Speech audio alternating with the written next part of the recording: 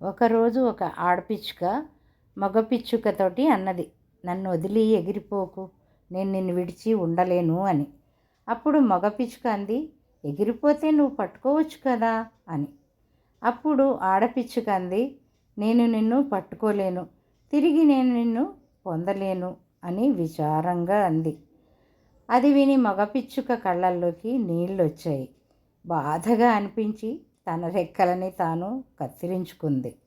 ఆ తరువాత అంది, ఇప్పుడు నేను ఎక్కడికి పోను, మనం ఎల్లప్పటికీ కలిసే ఉంటాము అని అంది. కానీ ఒకరోజు చాలా పెద్ద తుఫాను వచ్చింది. ఆడపిచ్చుక గాలిలో ఎగరడం మొదలుపెట్టింది. అప్పుడు మగ పిచ్చుక అంది, నేను ఎగరలేను, నువ్వు ఎగిరిపో అన్నది. అప్పుడు ఆడపిచ్చుక, సరే నువ్వు జాగ్రత్త అని తాను మంచి జాగా చూసుకోవడానికి వెళ్ళింది. తుఫాన్ తగ్గిన తర్వాత ఆడపిచ్చుక తిరిగి వచ్చి చూసేసరికి మగ పిచ్చుక చనిపోయి ఉంది. అక్కడ ఒక ఆకు ఉంది. ఆ ఆకు మీద నువ్వు ఒక్కసారి నేను నిన్ను వదిలి వెళ్ళను అని కనుక అని ఉంటే ఈ తుఫాను వెలిసే కంటే ముందు చనిపోయి ఉండను కాక ఉండను అని ఉంది.